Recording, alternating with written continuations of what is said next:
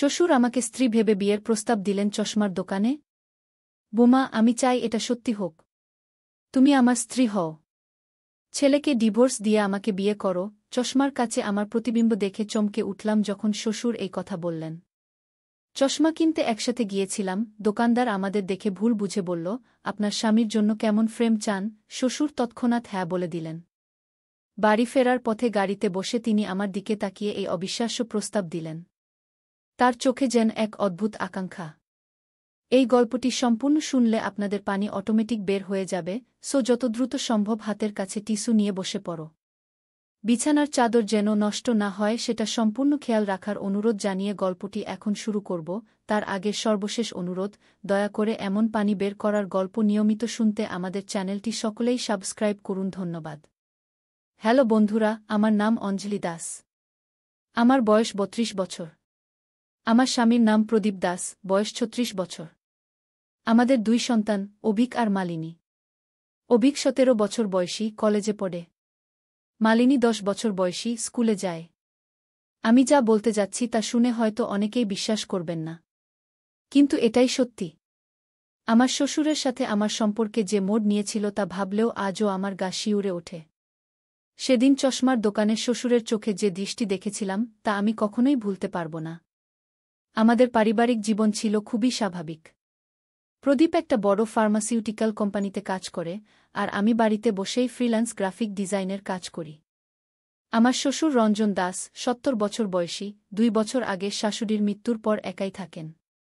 সপ্তাহে ২-৩ বার আমরা তার বাড়িতে যাই বা তিনি আমাদের বাড়িতে আসেন। তার স্বাস্থ্য ধীরে ধীরে খারাপ হতে থাকে। চোখে ছানি পড়ে, ডাক্তার অপারেশনের পরামর্শ দেন। অপারেশনের পর তাকে নতুন চশমা লাগবে জানিয়ে ডাক্তার রেফার করলেন এক বিশেষ চশমার দোকানে। শ্বশুর আমাকে অনুরোধ করলেন তার সাথে যেতে। প্রদীপ অফিসে থাকায় আমি রাজি হয়ে গেলাম। সেদিন সকালে শ্বশুর আমাদের বাড়িতে এলেন। আমি সাজগোজ করে প্রস্তুত হলাম।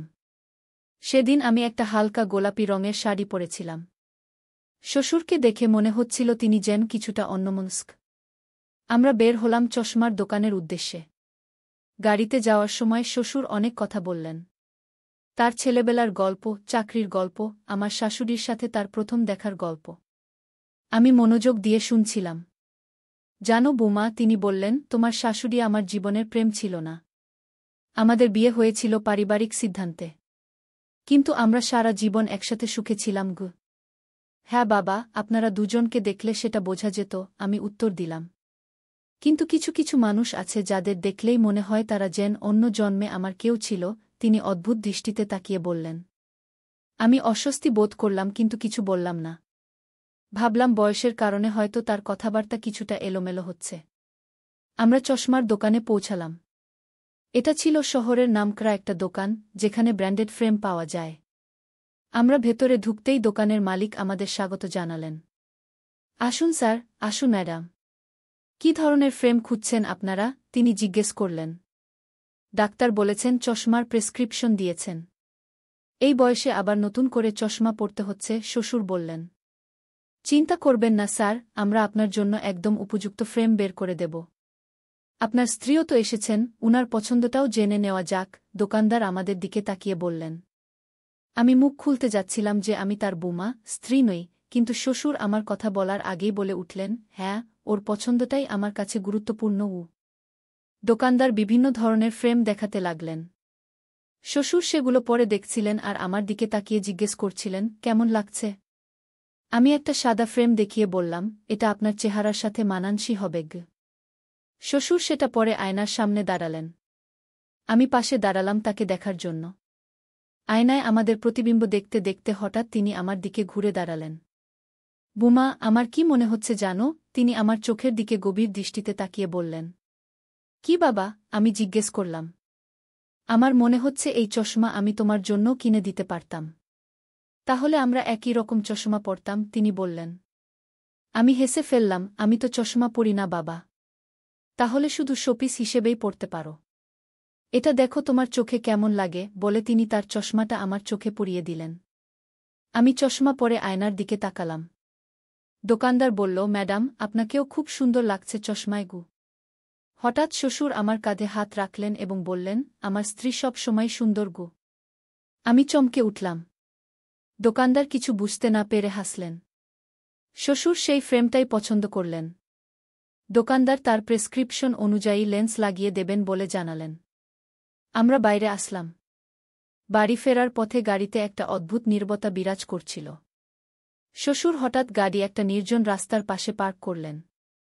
তিনি আমার দিকে ঘুরে বসলেন। বোমা, আমি চাই এটা সত্যি হোক। তুমি আমার স্ত্রী হও। ছেলেকে ডিভোর্স দিয়ে আমাকে বিয়ে করো, তিনি বললেন তার চোখে সেই অদ্ভুত দৃষ্টি নিয়ে। আমি বিশ্বাস করতে পারছিলাম না আমার কান কি শুনল। আমার হৃৎপিণ্ড জোরে ধকধক করতে লাগল। বাবা, আপনি কি বলছেন? আমি আপনার বোমা, আপনার ছেলের বউ, আমি কাপা গলায় বললাম। আমি জানি, কিন্তু আমি যখন থেকে তোমাকে দেখেছি, তখন থেকেই আমার মনে হয়েছে তুমি আমার জন্যই তৈরি, প্রদীপের জন্য নয়। আমি জানি এটা ভুল, কিন্তু আমি আর নিজেকে আটকাতে পারছি না, তিনি বললেন। আমার গা শিউরে উঠল। আমি দরজার হাতল ধরে বললাম, বাবা, আপনি আজ ভালো নেই। আমি বাড়ি যেতে চাই। তিনি আমার হাত ধরে বললেন, শোনো, আমি জানি তুমিও আমার প্রতি একটা টান অনুভব করো। আমি দেখেছি তুমি কিভাবে আমার যত্ন নাও। বাবা, সেটা আপনার প্রতি শ্রদ্ধা ও সম্মান থেকে। দয়া করে আমাকে বাড়ি নিয়ে চলুন, নয়তো আমি প্রদীপকে ফোন করব, আমি দৃঢ় কণ্ঠে বললাম। তিনি একটু চুপ করে থাকলেন, তারপর বললেন, আচ্ছা, ঠিক আছে। আমি তোমাকে বাড়ি পৌঁছে দিচ্ছি। কিন্তু এটা ভেবো না যে আমি হার মানছি। গাড়িটা স্টার্ট দিয়ে তিনি বাড়ির দিকে রওনা দিলেন। আমি পুরো রাস্তা নীরব ছিলাম, আমার হৃদস্পন্দন তখনও স্বাভাবিক হয়নি। বাড়িতে পৌঁছে আমি দ্রুত গাড়ি থেকে নেমে ঘরে চলে গেলাম। আমার পুরো শরীর কাঁপছিল। প্রদীপ তখনও অফিস থেকে ফেরেনি। ছেলেমেয়েরা স্কুল কলেজে। আমি বাথরুমে গিয়ে জোরে জোরে পানি দিয়ে মুখ ধুলাম। আয়নায় নিজের প্রতিবিম্ব দেখে নিজেকেই প্রশ্ন করলাম, এটা কি হচ্ছে? সেদিন সন্ধ্যায় প্রদীপ যখন বাড়ি ফিরল, আমি তাকে কিছুই বললাম না। কিভাবে বলবো যে তার বাবা আমাকে বিয়ে করতে চায়? সে বিশ্বাসই করবে না। উল্টো আমার মানসিক অবস্থা নিয়ে প্রশ্ন তুলবে। তারপর থেকে যতটা সম্ভব শ্বশুরের সাথে একা থাকা এড়িয়ে চলতে লাগলাম। প্রদীপকে বললাম আমি এখন শ্বশুরের বাড়িতে যেতে পারব না, কাজের চাপ বেড়ে গেছে। কিন্তু শ্বশুর ছাড়লেন না। প্রায়ই উনি আমাদের বাড়িতে আসতেন। আমি যখনই একা পেতেন, আমার কাছে এসে বসতেন এবং আমার হাত ধরার চেষ্টা করতেন। আমি সর্বদা সরে যেতাম। একদিন তিনি আমাকে একটা চিঠি দিলেন। লিখেছেন, আমি জানি আমার আচরণ তোমার কাছে অদ্ভুত মনে হচ্ছে। কিন্তু আমি বৃদ্ধ বয়সে প্রথমবারের মতো কাউকে এভাবে ভালোবেসেছি। তুমি আমার জীবনের শেষ আশা। আমি তোমাকে সব কিছু দিতে পারি। আমার ব্যাংক ব্যালেন্স, বাড়ি, গাড়ি, সব কিছু। শুধু আমাকে একটু ভালোবাসো। আমি চিঠিটা পড়ে ছিঁড়ে ফেললাম এবং কাঁদতে লাগলাম। এটা কোনো দুঃস্বপ্ন নাকি? আমার স্বামীর বাবা আমাকে এভাবে প্রস্তাব দিচ্ছেন? আমি কি করব বুঝতে পারছিলাম না। এরপর একদিন আমি প্রদীপকে সব কিছু বলার সিদ্ধান্ত নিলাম। সেদিন রাতে খাওয়ার পর ছেলেমেয়েরা ঘুমাতে গেলে আমি তাকে বললাম, আমাকে কিছু বলতে হবে। কি ব্যাপার? প্রদীপ জিজ্ঞেস করল। আমি তাকে সমস্ত ঘটনা খুলে বললাম, চশমার দোকানের ঘটনা, গাড়িতে তার প্রস্তাব এবং পরে তার চিঠি। প্রদীপ প্রথমে হতবাক হয়ে শুনল। তারপর হাসতে লাগল, তুমি ঠাট্টা করছো, তাই না? বাবা কখনোই এমন করতে পারেন না। আমি ঠাট্টা করছি না। এটা সত্যি। আমি তোমাকে আগে বলিনি কারণ আমি ভয় পেয়েছিলাম, আমি বললাম। প্রদীপ আমার দিকে অবিশ্বাসের দৃষ্টিতে তাকাল। না, এটা সম্ভব নয়। তুমি হয় কিছু ভুল বুঝেছ, নয়তো অতিরঞ্জিত করছ। আমি হতাশ হয়ে বললাম, আমি জানতাম তুমি বিশ্বাস করবে না। কিন্তু এটাই সত্যি। আমি শপথ করে বলছি। তোমার কি মাথা খারাপ হয়ে গেছে? বাবা ৭০ বছরের বৃদ্ধ মানুষ।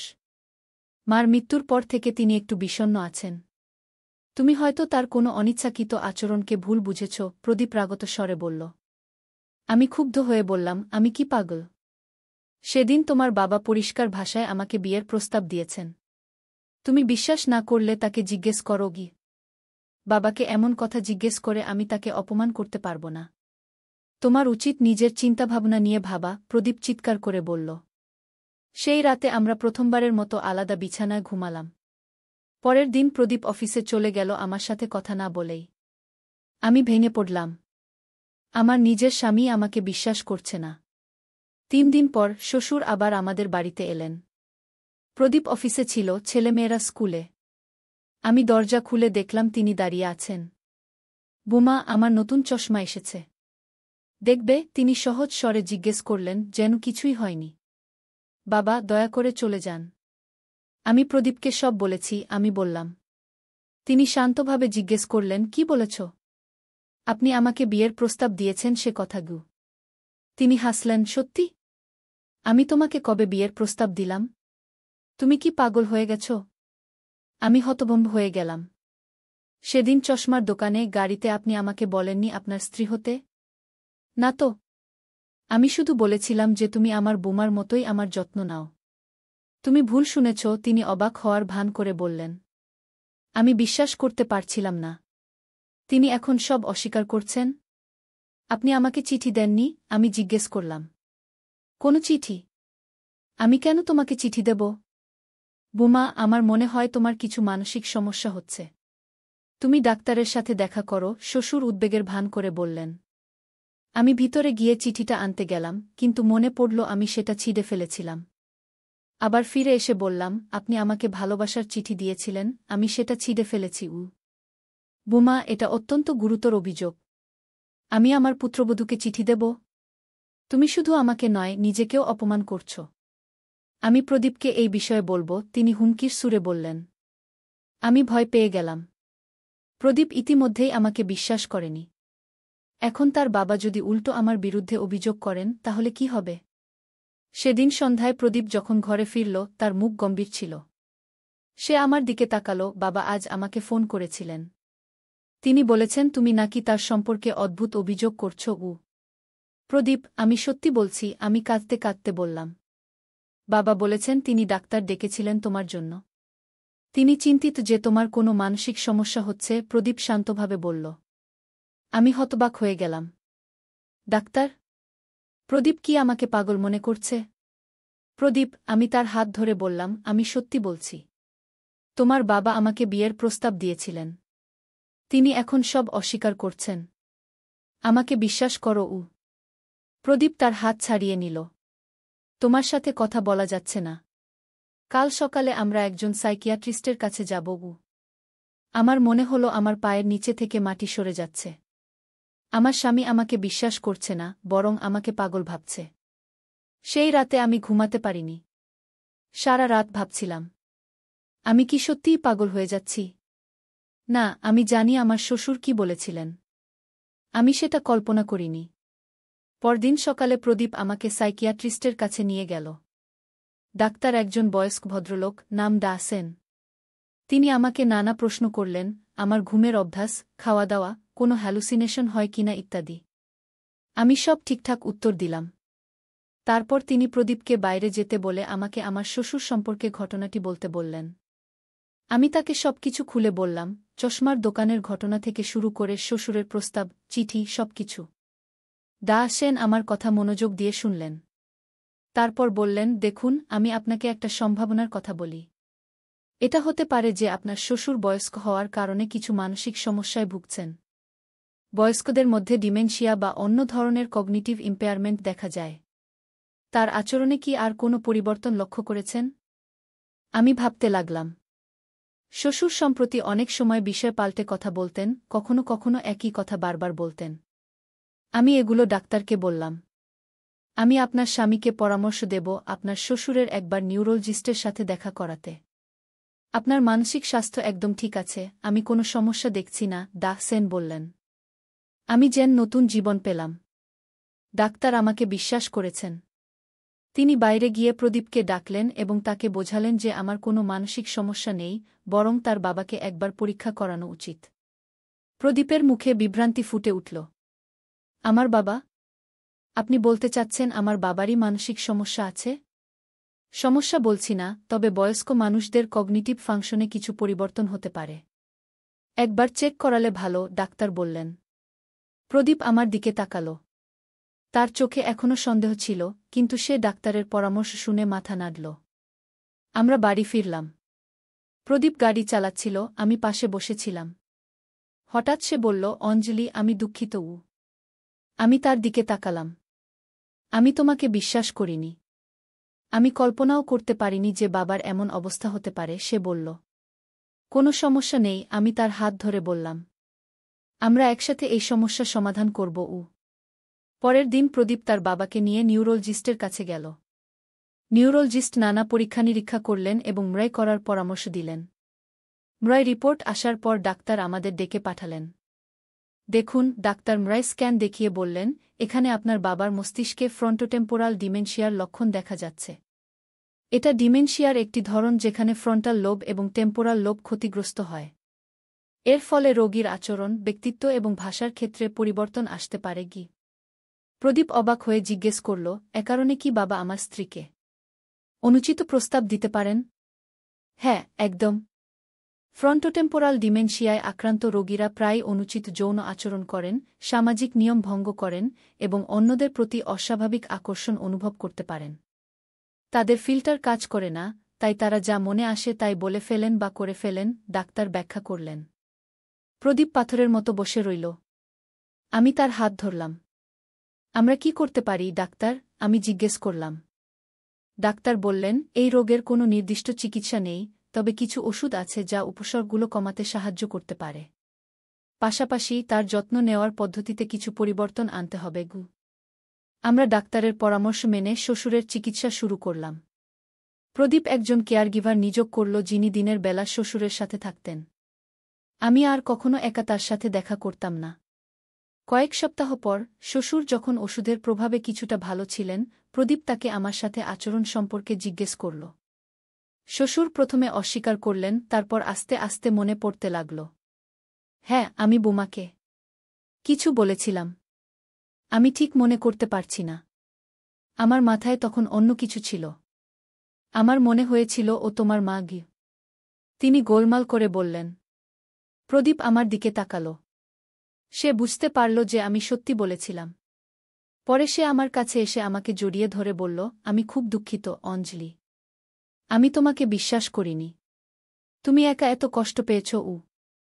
ঠিক আছে, আমি বললাম। বাবা অসুস্থ। এটা তার দোষ নয়।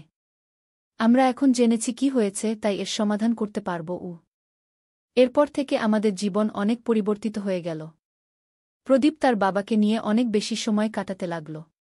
শ্বশুরের চিকিৎসা চলতে লাগল। তার অবস্থা কখনো ভালো, কখনো খারাপ হতো। কিন্তু আমাদের পারিবারিক বন্ধন আগের চেয়ে শক্তিশালী হল। আমরা সবাই মিলে এই সমস্যা মোকাবেলা করছিলাম। 6 মাস পর একদিন শ্বশুর যখন ভালো অবস্থায় ছিলেন, তিনি আমাকে ডাকলেন। প্রদীপও সেখানে উপস্থিত ছিল। বোমা, আমি জানি আমি তোমার সাথে খারাপ আচরণ করেছি। আমার মনে পড়ে না ঠিক কি বলেছিলাম, কিন্তু জানি যে তা অনুচিত ছিল। আমি দুঃখিত, তিনি বললেন। আমি তার হাত ধরে বললাম, কোনো ব্যাপার না বাবা।